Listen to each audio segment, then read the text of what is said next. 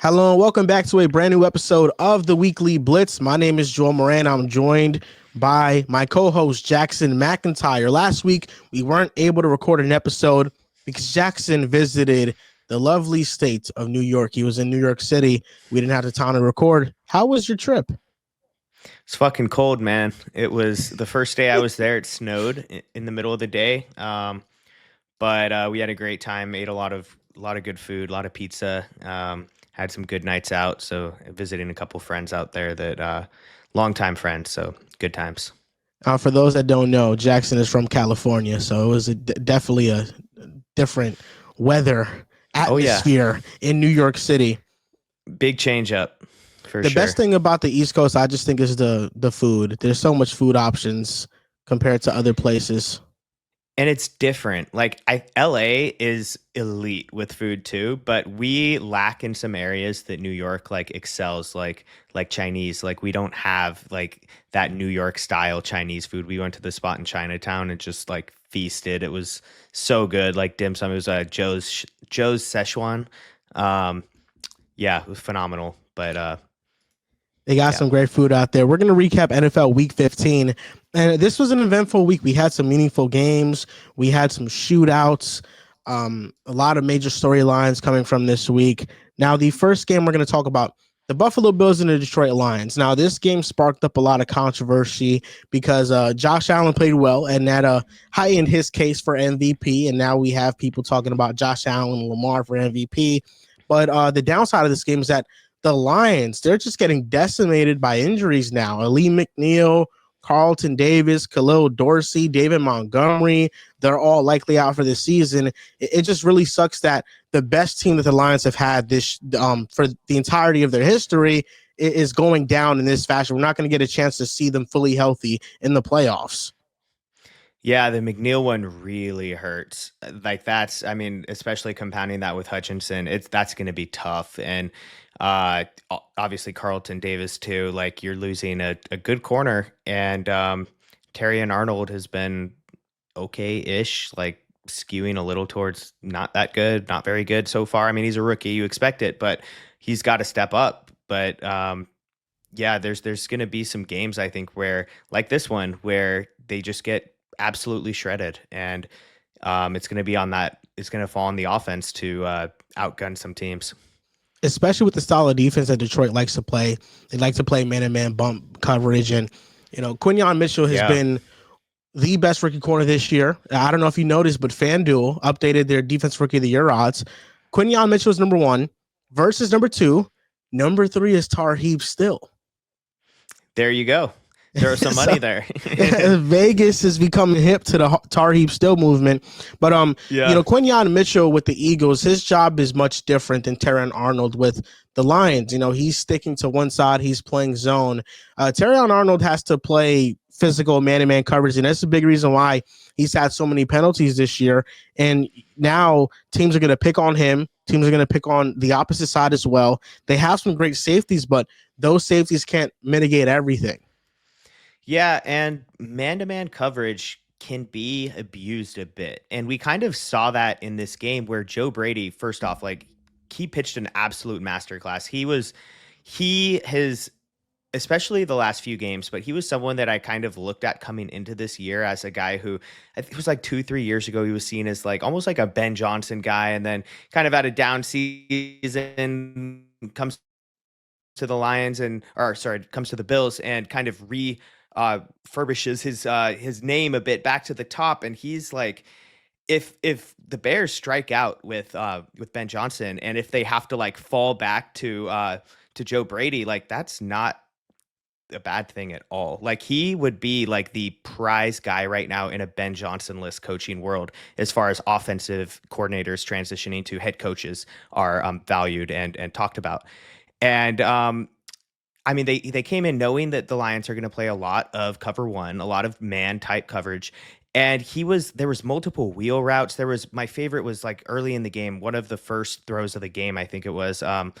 They or they know it's cover one. They orbit motion Shakir back behind Josh Allen to ensure that Ty Johnson is getting the linebacker matchup coming out of the backfield, so they don't do like a switch, like a banjo or what's it called in the Saban tree. They call it a fuck. I'm completely blanking on the term, but there's a word for when they switch when the running back comes out on a wheel and the outside receiver comes in, the corner will stay out to take that wheel route, and then the linebacker ends up on that in route from the receiver. And now you've got a whole a good matchup for the defense, bad matchup for the offense. But when they did that orbit motion, they ensured that the linebacker would be on Ty Johnson, which gives him that advantage on the wheel up the left sideline. And Josh Allen throws an absolute dime over the top for a big chunk gain.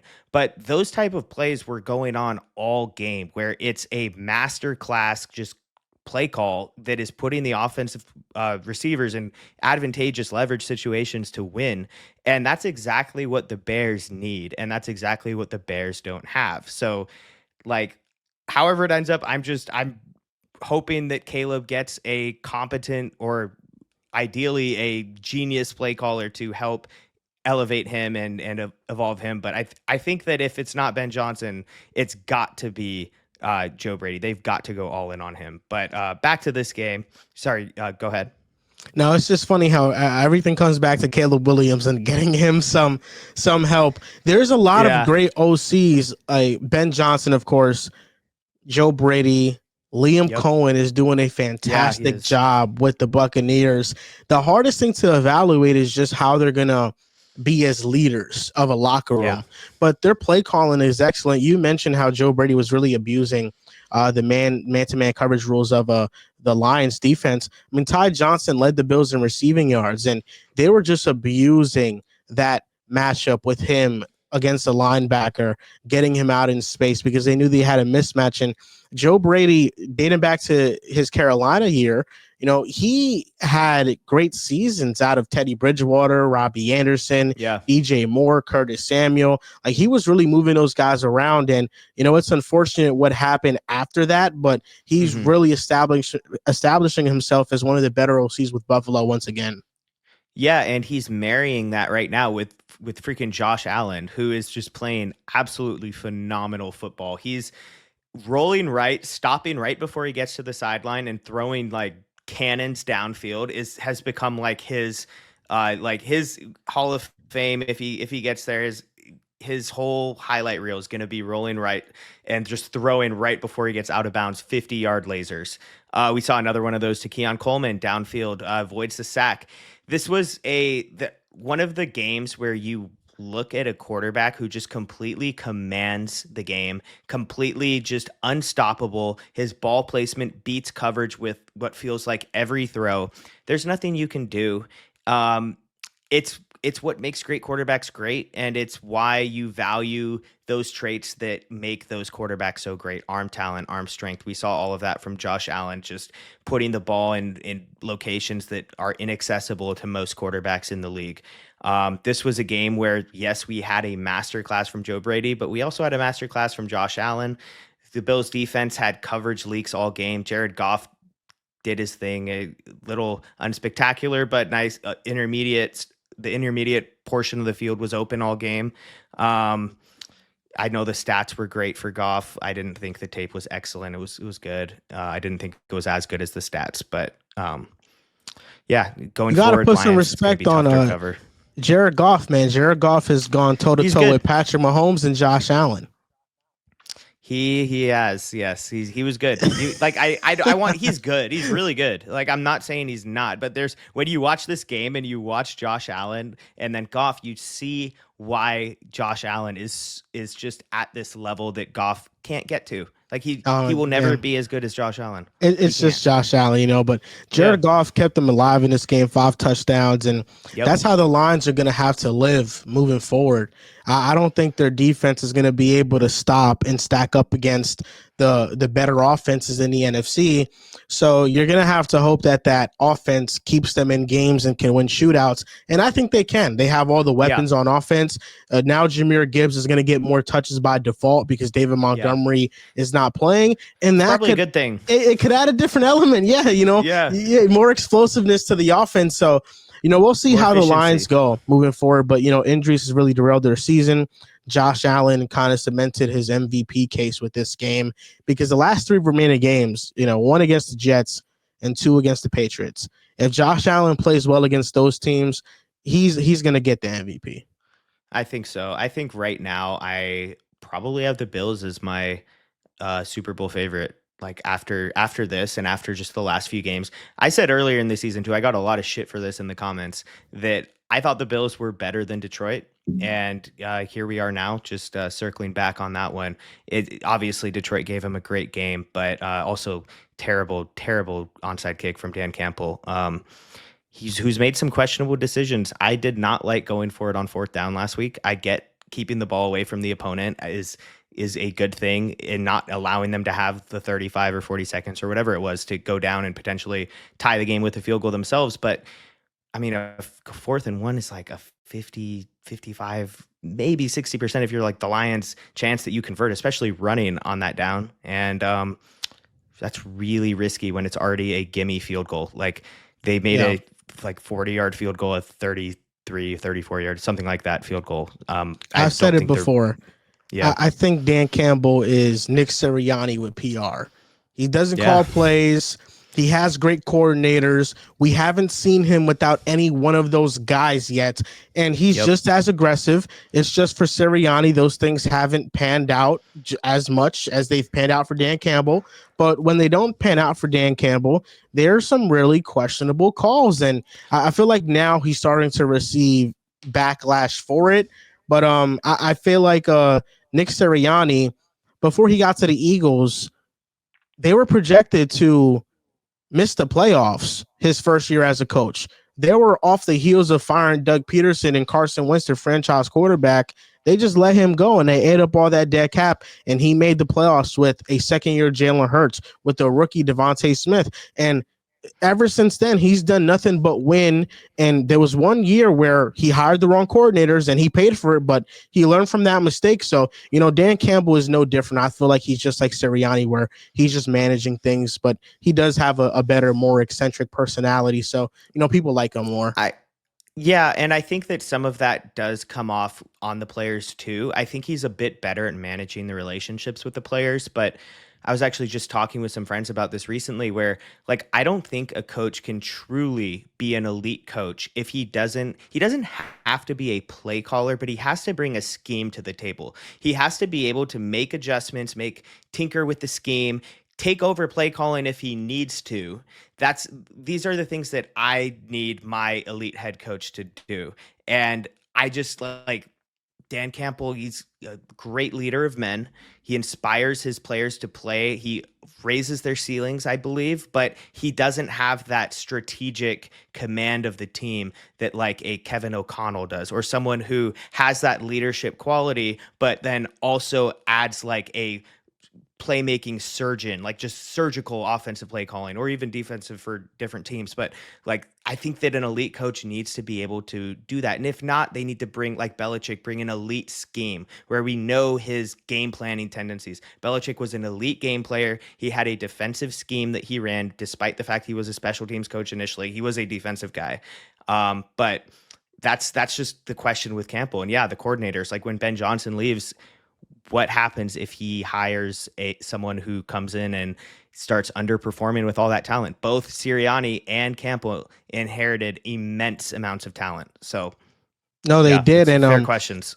onto the Eagles, Nick Sirianni, I feel like doesn't get enough credit for the scheme that he does bring to the table, because there's been more downs, especially with last year with just the way that the Eagles collapsed. But Philip Rivers, his last year, he went to the Colts. You have Frank Reich, who's the head coach. Sirianni was the OC. He designed that offense, and Philip Rivers had an amazing year. The Colts went 10-7. So Nick Sirianni, although he's played the role of this kind of personality game manager with the Eagles, he comes from a background of where he's designed an offense. He has a scheme to his name, like he has his own ideas. And the Eagles were in a bit of a rut passing wise, and they bounced back in a big way against the Steelers. Yeah, and the thing with that, where I'm like, yeah, he did have a scheme, but like when like Kellen Moore comes in, like the whole offense changes. Like you see that the schemes in the Sirianni head coaching days are not his scheme. They're whoever's running the offense that year. And they're very like they chameleon to whoever that OC is. And so that's what makes me feel like he's not really a scheme guy like he was at one point.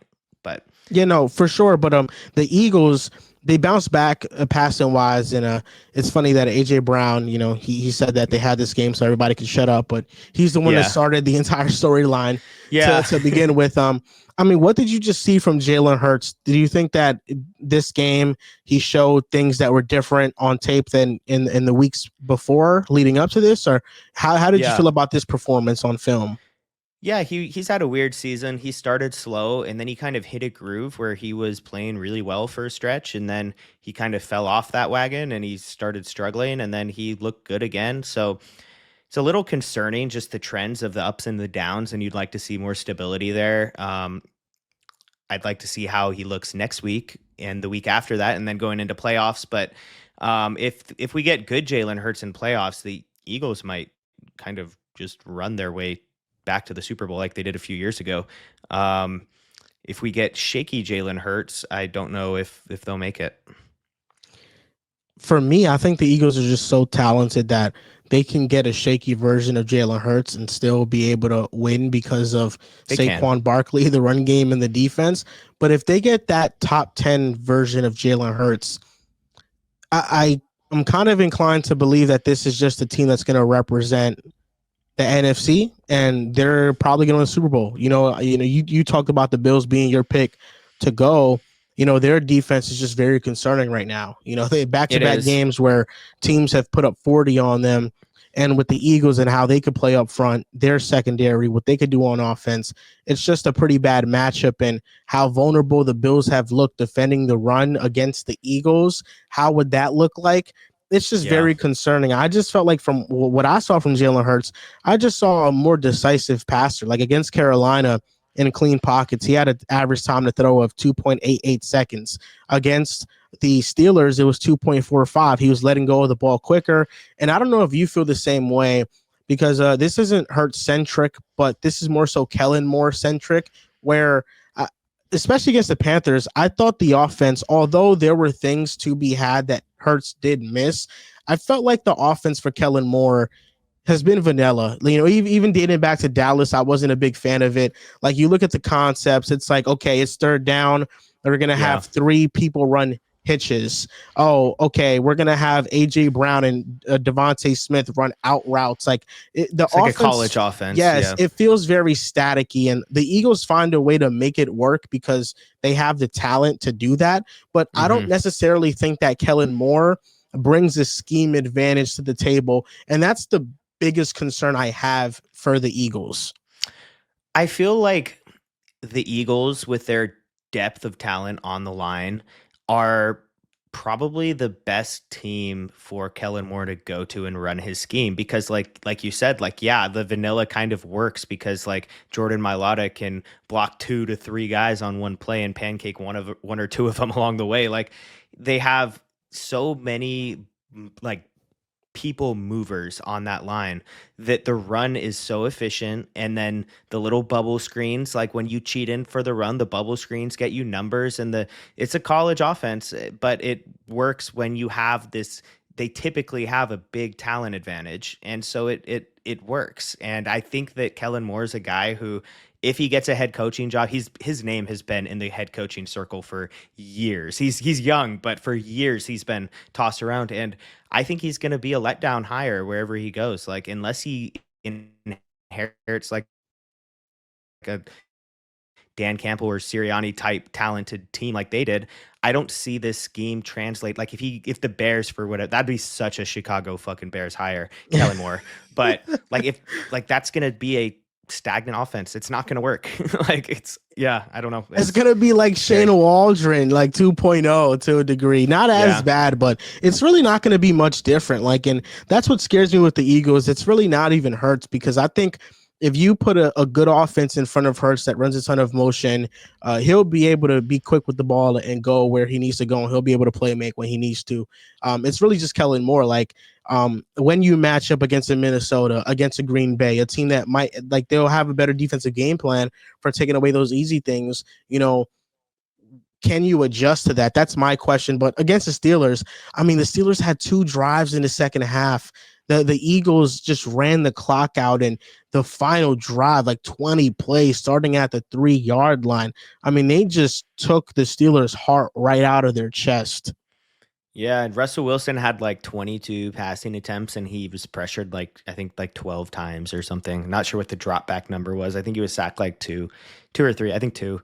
Milton Williams had a 42.9% true pass set win rate. Nolan Smith had a 37.5% true pass set win rate. Josh Sweat had a 30% true pass set win rate. Like it's just it was a N'Kobe Dean erased everything underneath the tape. N'Kobe Dean's tape was incredible this week. Um, this is what makes me feel like the Steelers are not contenders. They're the team that you don't want to play in playoffs, but they're also like because they might like just play a really gritty, tough game on you and win. But I don't see them stringing like 4 games together and going all the way. Like Their I offense don't. is too bland. They don't have enough Yeah. playmakers on the outside, and Russell Wilson, even dating back to his Seattle days, like we saw when Russell Wilson gets into a playoff environment with an offensive line that is a little bit below average, and there's not many receiving weapons out there. Defenses can really stifle what he likes to do and what the offenses like to do. So, I don't Yeah. think the Steelers are that dangerous. Although the defense, like they have a defensive line that you can put up there with any bodies in the league. Their secondary can be a bit up and down, but the offense just doesn't have enough juice. George Pickens didn't play in this game. Maybe he would have offered maybe a little bit of a spark, but no, the Eagles are just too damn good. They've already tied the franchise record in like win streaks already. Yeah. And, at this point, you're just kind of wondering to yourself, is anybody going to beat Philadelphia? Because, they've been able to win games playing like C plus games overall. And if they get to a level where they're playing consistently at a great level, like I really don't think anybody can beat them. Yeah. No, they're a good pick. I want to. The reason I go Buffalo is just quarterback advantage, especially in the Yeah. playoffs. And I just feel like that could be enough to lift them up if we get a shaky-ish Jalen Hurts game. But their defense has been concerning, especially the last couple games. I want to believe in their pass rush, the Bills pass rush, but the Eagles pass rush is just like they make you believe it. Like they're gonna show up at all over. Coverage will show up. Yeah, I think And those also, are it's just like easily the top two. the tricky thing with projecting a matchup with the Eagles is like, okay, I like the Bills defensive line a lot. I like Rousseau, I like Oliver, I like Von Miller, but how do they look against the Eagles offensive line? Yeah, Like, the yeah, Eagles offensive line is just one of those offensive lines that unless you have like 2 All-Pros and a Pro Bowler in the middle, I just really don't think you're going to be able to generate much pressure. You're going to have to blitz them. And if you yeah. blitz, you're leaving your corners on islands with A.J. Brown and Devontae Smith. So that's not a very smart Yep. idea. That's the thing with the Eagles. They just, once again, just their trenches are just so dominant. Yeah. Rams and 49ers. Now, the Rams won this game 12-6. It was raining a little bit. Brock Purdy and Stafford both didn't have very good games. Now, the important Yeah. part to mention for the Rams is that because they won this game, they're 8-6. The Seahawks lost to the Packers, and Geno Smith is now injured with a knee injury, and who knows if he's going to play this weekend. So now the Rams and the Seahawks both have the same record. The Rams' last 3 games are against the Jets, the Cardinals, and the Seahawks, and the Seahawks' last 3 are against the Vikings, the Bears, and the Rams. So the Rams, just by the sounds of their schedule, they kind of have an inherent advantage to win this division, and the Seahawks narrowly missing out. Yeah, I hope it comes down to that last game. That would be fun. I think it comes down to Geno. Like, what's he? How many games is he gonna miss? Oh, if he If does, it's if he doesn't play this weekend, I think their yeah. season's over. Well, the Rams. What was the Rams schedule again? Because The one of Jets those and Cardinals. Cardinals. Cardinals might upset them if That's a because if sneaky they go one. 1-1 and if the Rams go 1-1 and like like Gino doesn't play this week. Don't sleep Seahawks on the lose. Jets. Yeah, no, this is their time, right? Play him out of a draft pick while not making playoffs, and then Rodgers walks. Aaron Um, Rodgers since week 8, 13 touchdowns, 1 interception. Devontae, Garrett Wilson, Olu Fashanu just had his best performance against Josh Hines Allen. He can yeah, neutralize Jared Verse. You know who we don't talk about enough on the Rams? who? Kobe Turner. Yeah, Kobe Turner's having like another Pro Bowl level season, and we're just kind of sweeping it under the rug. yeah. I feel like the Rams just in general have not been talked about very much. Like especially their defense, like because they lack so much talent, they're just not like a focus, and they've been performing better than expected. Like they were supposed to be like the worst defensive unit, especially after trading Ernest Jones, but they've been middle of the pack, lower middle of the pack ish. They've had some solid performances. This one was raining, but they look good out there. Or maybe Brock Purdy just looked really, really, really bad out there. Probably a Let me combination of talk about both. Yeah, let me talk about that one for a second. I don't think that people are talking enough about the lack of how bad Purdy's been playing, basically, is what I'm trying to say. For all of the praise that he received when the 49ers had the just plethora of talent around him and things were easy. He was making good reads. He's a good quarterback, I think, when he has talent around him. But this has been very eye-opening. He doesn't have a big-time throw in his last 4 games. That is so concerning. He has not made one tough throw that would qualify as a big-time throw in the last 4 games. When the 49ers are trailing in the regular season, Brock Purdy has a 5 touchdown to 13 interception rate. He's like when he's put in situations where his arm has to win the game, he can't do it. His arm has looked really, really like bad. It's looked weak. It's the ball's dying on him. He's been inaccurate. Like he's not been that accurate. He's been making shaky reads. Like it's been a regression, but it's not just regression. A lot of it's like talent. Like the talent around him is just not there like it used to be. It's not bad. It's solid, but there's just you're really seeing his limitations right now. And going into payday coming up here, these reports came out a couple of days ago that he's looking for top of the market contract, a top of the market contract. Like I'm not giving him that. Like if he wants anything over like I don't even know if I'm giving him Kirk Cousins money. Like 40 I'll give million a him year. Baker Mayfield. Yeah, I'll give him 40, like with some thought, I think. But like 50, like they said there was a report that he wouldn't take anything under 50 and that There's no he's way. probably going for like 60. Like that's paying Purdy at this point is paying Tua or paying Dak. Like the NFL needs to go away from paying mid-tier quarterbacks top 5 money, not keep doing it. And yeah, I don't know. Like What's the can't let thing him walk. with Brock Purdy? If I'm the 49ers and I have the option of paying Brock Purdy 50 million or paying Sam Darnold 30 million, I pay Darnold and I don't even blink.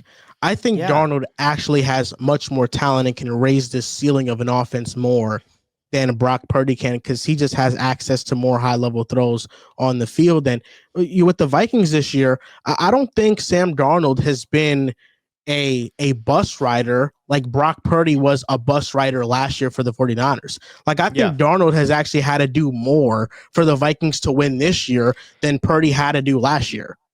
Because Darnold can do more. That's a big part of it too. Is like he can make those full field reads and drive the ball downfield where he's just chucking it like 5-6 times a game, 50 yards downfield.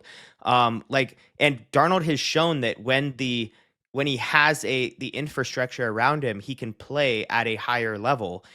And I think if you're looking at that, and if you're Kyle Shanahan, you've had Darnold in the building. Like, you know who he is behind the scenes. And now you're seeing him do it for a team that's 12-2 now in a scheme that's somewhat similar to your scheme.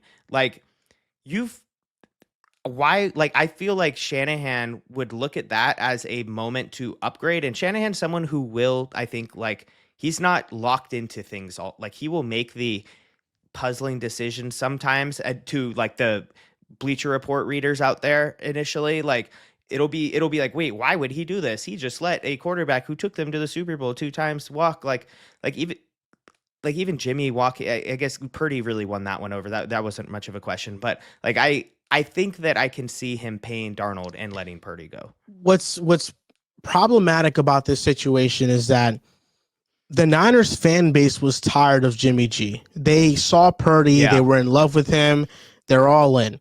And I still think there's a section of that fan base that exists. There's that fanfare for Purdy that's going to make there it is. harder for San Fran to move on. I wish that I had never moved off my stance on Purdy. You know, last year, man, I can't tell you how many heated debates I had about Brock Purdy. There was a Yeah, moment where me and my co-hosts are arguing for an hour, screaming at each other because I said that Brandon Ayuk is more valuable to the 49ers than Brock Purdy was. And I said that on any NFL team, on 90% of NFL teams, Brandon Ayuk is an upgrade to their receiver rooms more so than Purdy's an upgrade to their quarterback rooms. And that turned yeah, into like a screaming match, whatever. You know, I was right about it. I know that I was. Even at the time, I didn't think he was a top 5 most valuable player on the team last year. And this year, I thought the playmaking leap was real with the in pocket stuff staying the same.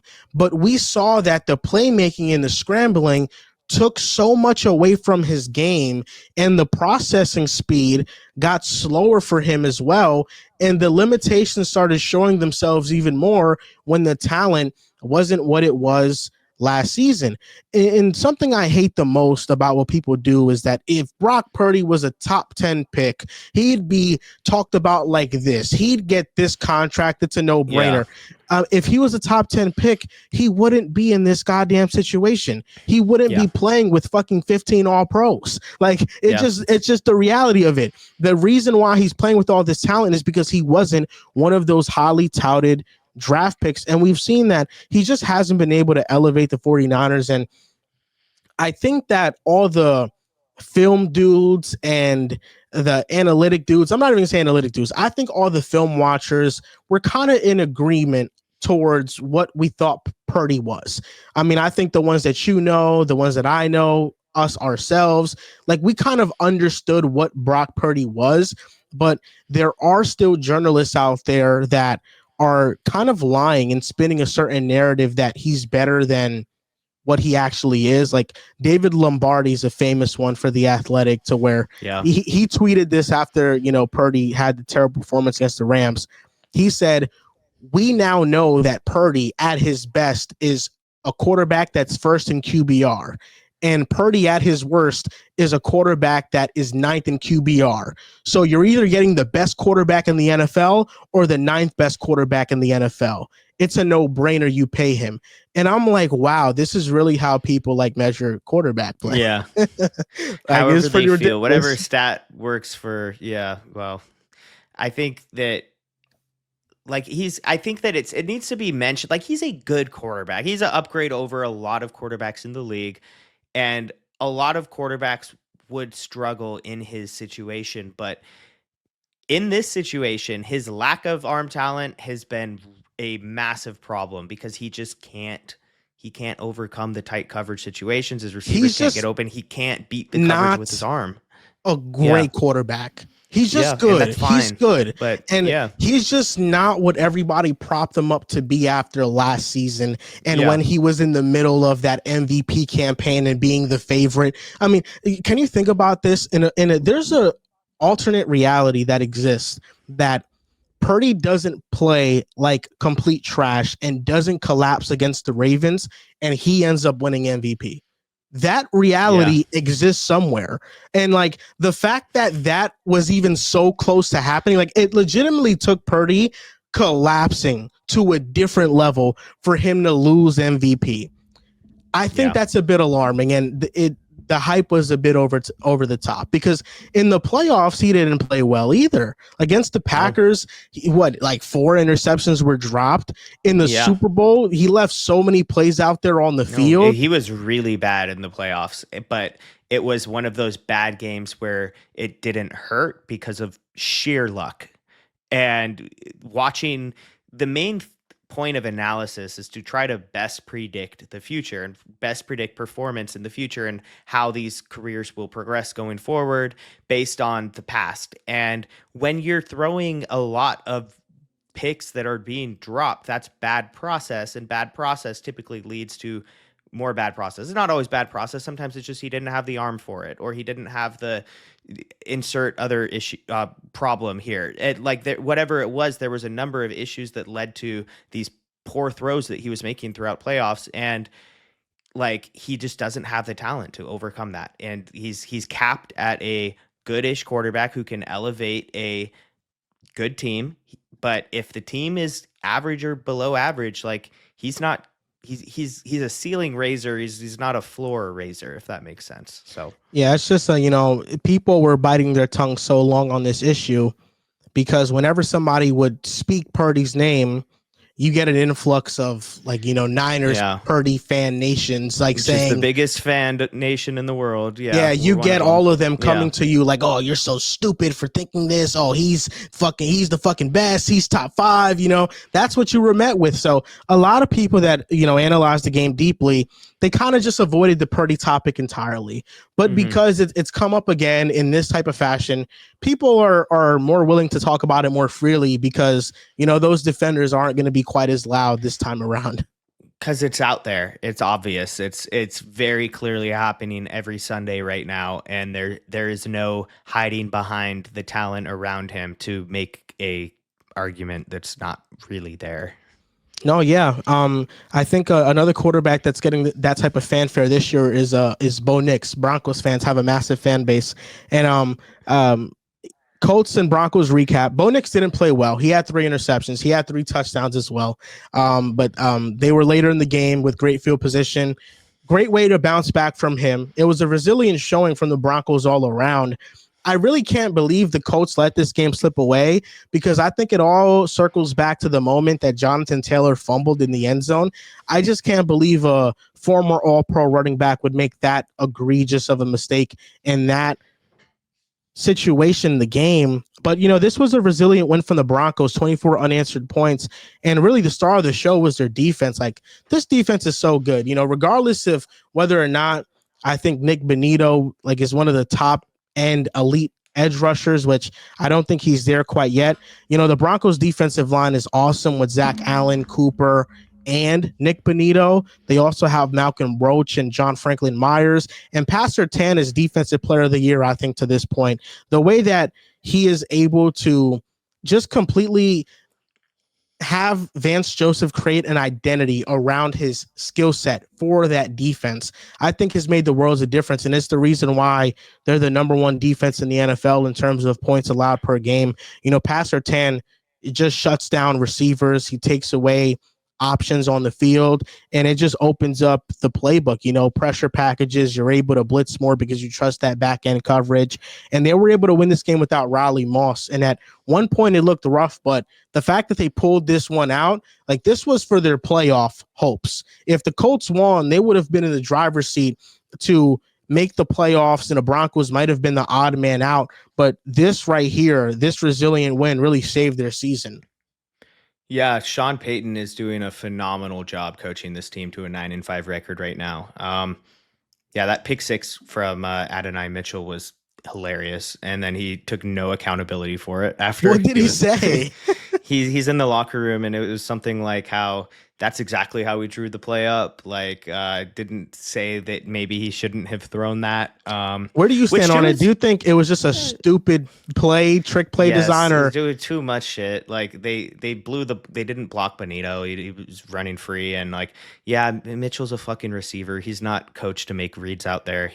You agree with him, but you're also kind of like, as a team, like, you'd probably be kind of annoyed, like, well, like, you would like your receiver to see that that's probably going to be picked and just tuck it out of instinct and like just try to run it like a screen. But like, you can't blame him too much. Like, what are you going to do? Like, not let him throw across field 50, 40 yards again? That's fine by me. I'm sure that's fine by him too. But yeah, Bo Nix was pretty bad. The interceptions were inexcusable, especially that first one, which I thought was the worst one. He had clean pockets all day long. It was an offensive line masterclass. The Colts were not getting any pressure on him.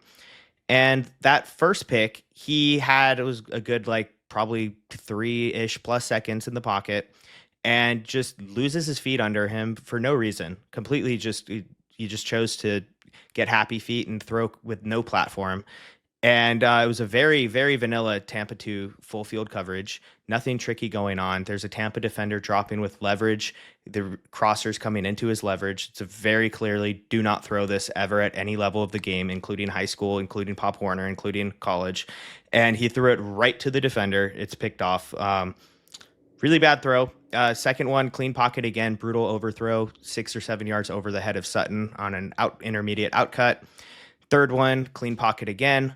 All of these were clean pockets. He was late on an outcut to Sutton. If he was Jordan Love or a quarterback who I highlighted in my arm talent video, where I showed this exact type of play where a intermediate out, if you can drive that with more torque on the ball, you can fit it before the coverage can close. But this one was thrown a little bit behind on the outcut, and the ball just completely died. We have seen throws where Bo Nix has shown solid arm talent. He's able to get torque on the ball sometimes, but throws like this where you see it and you're just like, wow, okay, like it's not consistently there, and it's a problem. It's definitely more than like a Brock Purdy arm, but yeah, this was rough. And the touchdown throws, one of them was Sutton, one on a double move. It was a good, well thrown ball, 5 yards of separation, downfield, good throw. The other one, tight end, was 4 or 5 yards of separation in the end zone up the seam. Good throw again. He won. I think the Colts more so imploded than Bo Nix generated a win, but Bo Nix has had good games. This was not one of them. Yeah, it's really just like the Colts imploded. I think, the Bo Nix point, I don't disagree with you too much about that, but I think the Broncos really took this from the Colts. Like, just their defense in general. They were the star of the show. And at one point, you thought that, the Bo Nix interceptions were going to end up costing the Broncos, and it just didn't. Like, their defense just shut down Indy, man. Yeah. Like, they had so many drives, and every drive was either a punt, a turnover on downs, or a turnover. They got interceptions on Anthony Richardson. You had the forced fumble against Michael Pittman Jr., who Michael Pittman Jr. has been such a disappointment this year. Like, talk about somebody that he's always been a possession receiver. He's never had any pop from an athletic standpoint in his game, but he feels even slower this year, and he doesn't have the same sure hands that he had in years past. I think that a lot of that is timing. He's a timing receiver, and he's really good at settling between zones and slowing down while he's going in between two zones to give that quarterback an extra fraction of a second to fit the ball in between zones, and like winning with physicality at the stem of his routes and then needing the ball to be on time. And Anthony Richardson is just not that type of quarterback. And I think that their mesh together has been awkward. This was a bad game from Anthony Richardson, obviously. He started stacking a few solid ones, and then this was a pretty ugly one. But this was super bad. Yeah, I think that is a big thing at play with Michael Pittman right now. I think if you kind of just plucked him out and plopped him into a better timing offense, I think we'd see similar statistics to what he's done in the past. What's really alarming for me right now with the Colts is that I don't feel like there's any identity with this team at all. Shane Steichen to me feels more like a play caller than a head coach. It doesn't feel like he galvanizes the players at all. It doesn't feel like they come out and, very determined to play. Once the Broncos took a little bit of control of this game, you knew it was over for the Colts. Like you knew they weren't going to be able to respond to the adversity. And that's where you got to give the Broncos a lot of credit because they were able to respond to that adversity. And it's a credit to Sean Payton as a head coach as being tough minded, hard nosed. He instills certain values in his players. And Anthony Richardson, you want him to be more accurate. He's just too sporadic with the ball. And that wasn't even the worst part of this game. It was the decision making, like the first interception he threw, then the second one he threw to pass Sertan. Like they were just egregious decisions. Like they were terrible. They were flat out bad. And it's the like Sertan one was like you mentioned the timing that Pittman has to play with. Like what receivers are gonna fit Richardson? At this point, I don't even like. He has his deficiencies as a quarterback. But it's also the fact that I don't know if Shane Steichen has had his fastball this year at all. Like the Colts really have not felt like a creative offense this year whatsoever. I think like a Brian Thomas is like the type you'd want with him, like someone who can win vertical and intermediate and catch and go. But yeah, I think that until he develops more consistency with his intermediate accuracy and short accuracy, it's going to be tough to find receivers. Like he's not going to be a fantasy wide receiver producer, at least in the near future. That's for sure. But yeah, I think that for him, it's just consistency, reps. And I want to give a little bit of thoughts on Bo Nix. This was really the worst game he's played since early in the season. One of those games that, early in the year when he had those interceptions against the Seahawks and the Steelers, you kind of chalk it up to, okay, you're a rookie, you're getting the nerves out the way.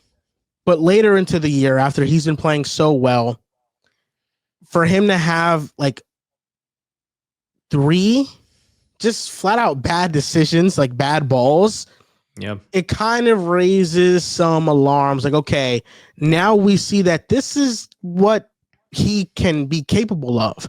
Like I remember when I went to a Jets game when Sam Darnold was a rookie quarterback, and I went to go see him play against the Dolphins. And in that game, Darnold threw 4 interceptions.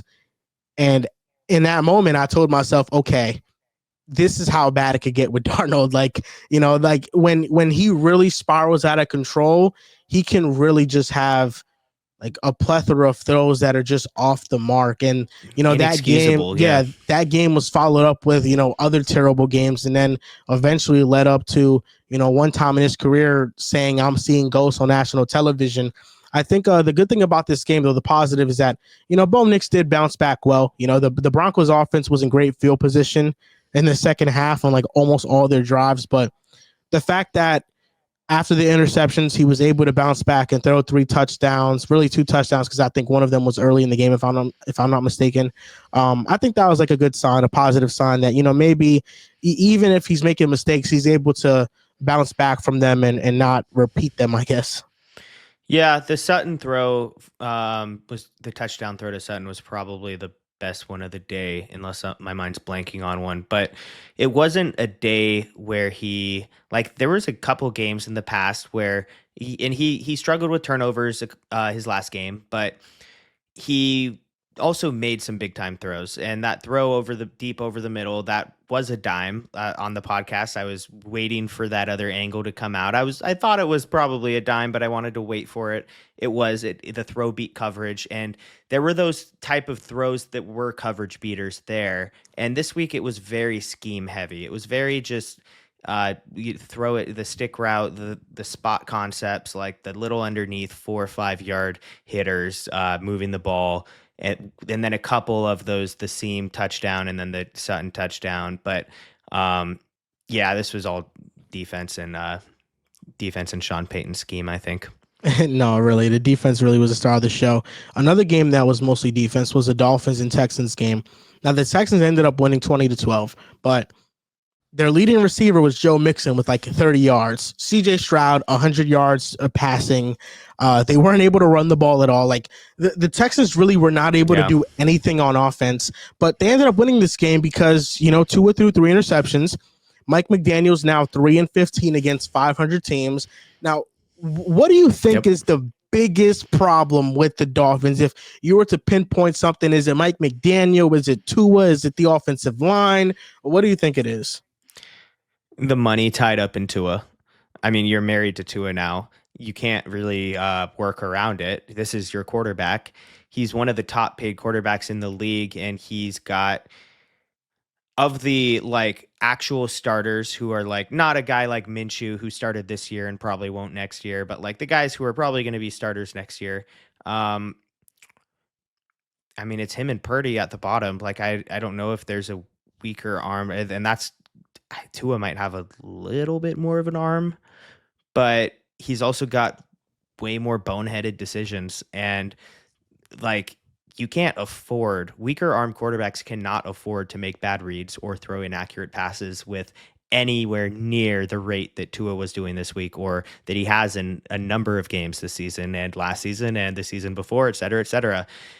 Um, you can't win with a quarterback like that. You just can't. He's not very good. He's probably in the around 20 20th ish ranked, maybe a little lower even. Um, in terms of starting quarterbacks in the league, maybe like 19, 18, you can make an argument for max. Like, but it's bad, and you're paying him elite money. All your money's tied up there. I yeah, they're on the Cowboys band wagon of bleak future and bleak present. I wanted to take a different philosophical approach on this because I do think the problem is Tua. I don't think he's a very good quarterback, and I think he's actually a bigger problem than Mike McDaniel. Like if I had to bet money on one of these two succeeding outside the current situation, I'd bank on Mike McDaniel more Easily. than Tua. I think Mike McDaniel is really amazing, but here's the thing: when you play against these better teams, you have to call plays accounting for Tua's lack of arm strength. That's just what it is. A lot of the anticipation that Tua gets praised for is predetermination. And that's where you get the first interception that he threw over the middle, where he just totally predetermined that read. And it's funny because D'Amico Ryans called the cover two invert like a couple plays before, and he noticed that Tua almost threw an interception on it. So he called it again, and Tua ended up throwing an interception on it, and he just got him. And I mean, it was just an egregious mistake. But I mentioned this point on Pick Aside because we recorded today that with Tua's injury history and with the injuries being so gruesome, the head injuries and him really, there was a point in time against the Bengals on primetime on Thursday Night Football where he looked lifeless, and you really were worried about his well-being. The retirement talks for him didn't come out of thin air. It's been a reoccurring event now, and when those things happen, people get really concerned about Tua because we understand how bad those concussions look. I Did you brought see him dive headfirst on that? yeah, it's bad. It's bad. You can't even like I can't even Yeah. feel bad for him anymore. Like No, he's out it's there making crazy. tear.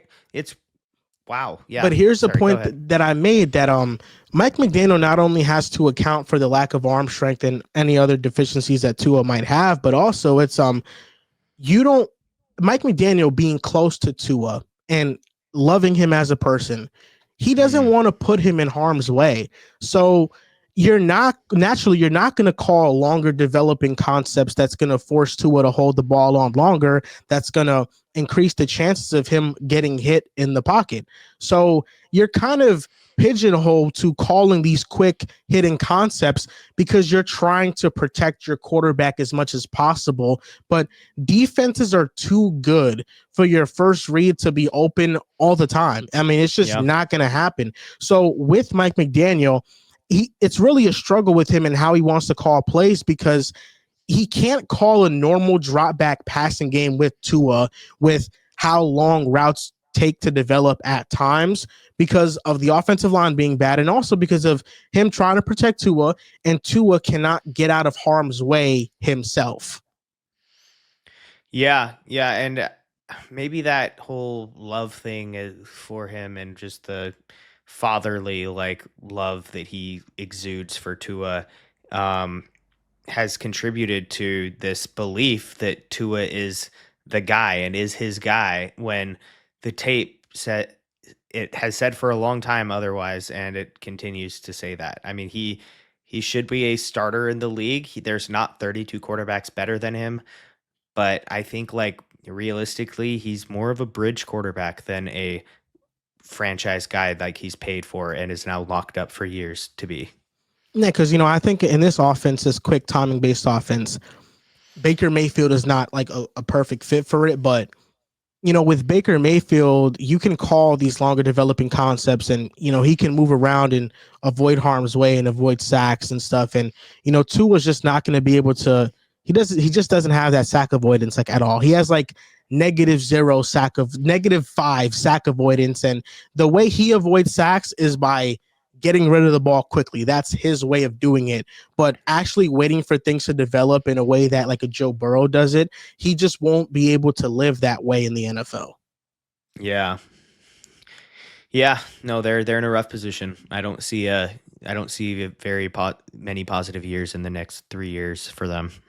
No, yeah, there's the Tua thing, the contract, the Mike McDaniel thing. It just feels like they're like the definition of a no man's land team where Yeah. you don't completely suck, but you're not great either, and you're like kind of in middle ground. Like that's what the Yeah. Dolphins are. Like Yeah, the 7-10 type of finish with a upside of 10-7 if everything works out for you. Now, to wrap up this show, we're going to go over the top 3 Coach of the Year candidates. Earlier, you mentioned that there's somebody who you think is a smart bet to put your money on for Coach of the Year, and that's none other than Mr. Kevin O'Connell.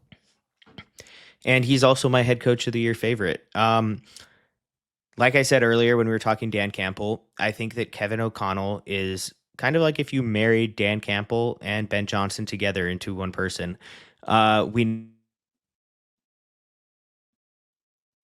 know that Dan Campbell, we don't know if Ben Johnson can lead, but we know that Ben Johnson can call plays. Well, Kevin O'Connell can do both of those things. So Kevin O'Connell gets to play right now. They have the same record as the Lions. They're both 12-2, and they play the Lions next week or maybe the week after that. It might be week 18, the last game of the season. That's Vikings Packers, I believe, is the last game. Okay. So it's either next or the one after that. Well, the Vikings play the Seahawks this week, so it would be week 17 Lions. Yes. Yep. Yeah. So if the Vikings win that game and if they win the division, then now you've got what's pretty clearly a significantly inferior team on paper in terms of talent and draft pedigree. I mean, Kwesi Adofo-Mensah has blown drafts year after year since he's been. I'm a big fan of JJ McCarthy. I think that he hit on that one. I think that in the long run he hit on Dallas Turner as well.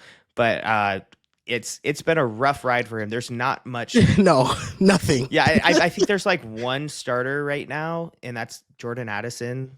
The drafts have been very rough. Lewis Seen, nothing in the middle. He's kind of adopted this philosophy, which I honestly think this is the way it should go. This is how the Rams won a Super Bowl, by just trading draft picks. The Vikings have 2 draft picks this year. They have a first round and a 7th. Maybe they have 3. Maybe they have like a 6th also. But it's like they've traded everything. Like they just here, take a pick. They moved up for Dallas Turner. I mean, it's interesting. The guy knows his weaknesses, I guess, and he's been good in other areas. I mean, hiring Kevin O'Connell, one of them, elite hire. But I think that Kevin O'Connell you can't, if he beats the Lions, he's going to be head coach of the year. It's plus 500 right now. You can get better odds in some other places. Like, to me, that is an excellent bet because all they have to do is beat the injured Lions, whose defense is shredded to a pulp, and then he's pretty much guaranteed head coach of the year, as long as, well, they'd obviously still have to win the division, but maybe he still gets it even if they don't win the division, but they beat the Lions. Who's your first? Now, my top 3, I'll just give it to you. Okay. Kevin O'Connell, Sean Payne, and Mike Tomlin. My coach of the year favorite is Kevin O'Connell. And the reason why is because, Mike Tomlin, the Steelers made the playoffs last year. What really changed? It was just quarterback, right? That's all that really changed. Yeah. They're back in the playoffs this year. Okay. I think Tomlin always deserves some coach of the year recognition, but this year really hasn't been the same miracle job that it has been in years past. With Sean Payton, I love and respect what he's done because the Broncos were supposed to be one of the worst teams in the NFL. They were not supposed to be in the playoffs, and they're going to make the playoffs with a rookie quarterback and with so much money on their dead cap on their books by just flat out releasing Russell Wilson. But to that, I don't feel like Kevin O'Connell is getting that same backing when he should, because Yeah. they lost to Neil Hunter, who's like one of the best edge rushers in the league right now with the Texans. They've replaced star defensive players with just depth and getting Grenard, Van Ginkel, Cashman, etc. You Top lose three Kirk left tackle Cousins. tore his ACL Yeah, but mid-season. you lose Kirk Yeah. Cousins. You bring in Sam Darnold, who's like a reclamation project. You don't even know what you're going to get from him. And it's not like the Vikings are just barely getting in. No, they're 12-2 right now with the chance to win the hardest division in football right now.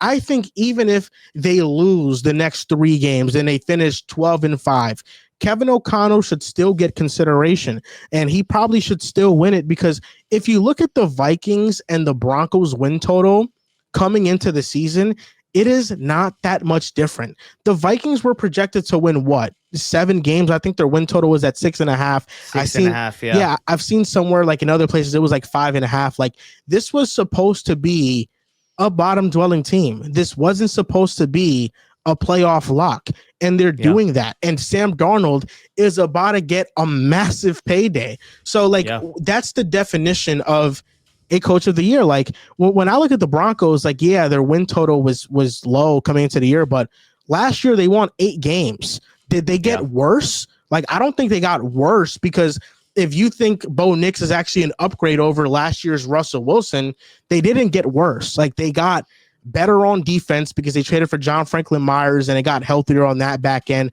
Pastor Tan is playing much better this year than he did last year. Nick Bonito broke out. Like, I mean, the Broncos really, when you look at the talent that they have this year and last year, it's really similar. And last year they won 8 games. Yeah. Yeah, no, I agree. I think that Sean Payton he's definitely got a case, but it's not a slam dunk case like what Kevin O'Connell has. For me, I had Andy Reid at 2. The Chiefs are good. If they're winning close games behind Patrick Mahomes, behind Andy Reid's scheme, like, they've had a lot of injuries. They keep winning. Mahomes was developed. I know this doesn't really play into it, but Mahomes was developed by Andy Reid, and he has learned Mahomes over the years to where even when Mahomes is having an off season, he still calls the right play at the right time every single game. And if their offense is struggling all day, 3 minutes left, they get the ball in the fourth quarter, they're having a drive to win the game. It's clockwork. So I can't neglect that. I can't. It's the boring pick. But I think it needs to be there. And I still would go Kevin O'Connell over him, but Andy Reid at 2 for me. And then 3, like, I kind of have 3 guys. I had Peyton Tomlin and Dan Campbell. I don't want Dan Campbell there. I just felt like I had to. They're really good, and like, he's a part of that. If Dan Campbell is a coach of the year candidate, then so is Nick Sirianni. I'm sorry. It has to be said. Yes. Yeah. And that's like how I really feel about it. Like, I can't call a coach an elite coach if he doesn't bring a real scheme to the table, if he doesn't make the adjustments, if you can't fall back on him to take things over, as I mentioned earlier. But yeah, so with that said, like, Tomlin, again, like, he punked everybody with the Russell Wilson thing. Like, everyone was like, oh, like, what are you doing? Like, Fields has been solid. Like, definitely not benchable if you're just going by his play. Definitely a lot to improve on, but then just outright benching him as soon as Russell Wilson, who was like hung out to dry the last couple of seasons, full confidence in replacing him. Like, Tomlin had an insane amount of confidence. It was like, it pissed me off how much confidence he had that it would work, but it did. And like, he obviously saw something in practice. He saw something in camp that made him feel like Russell Wilson was a good fit for the offense and had it down enough to trust him. And once again, Mike Tomlin made a good call. And once again, the Steelers are going to make the playoffs with a team that came into the year with a lot of questions. So he's got to be in the talk too. And then, yeah, Sean Payton. I mean, Broncos, Bo Nix has been fine. He's been solid, I would say. I'd give him like a 7.5 out of 10. For a rookie, I'd give him like an 8 out of 10. Um, but a lot of that Sean Payton, it's all scheme stuff. Like sometimes he's made some big throws, but most of it's just scheme, scheme, scheme. And there have been so many drives that are just like 4, 5, 6 yard throw, throw, throw, first read, first read, first read, quick, quick, run, run, screen, bubble, this, like numbers out to the left. Like it's all just like it's surgical. And to be 9-5, like the defense is a huge factor here, but the offense has had a lot of moments too. And he's developing a rookie quarterback. I think he's got to have his name in there as well. No, I think that's completely valid. And that's going to do it for this episode of the Weekly Blitz. If you guys enjoyed this episode, make sure you guys drop a like, you subscribe to the channel. Thank you for watching, and we'll see you guys next time. Thanks, guys.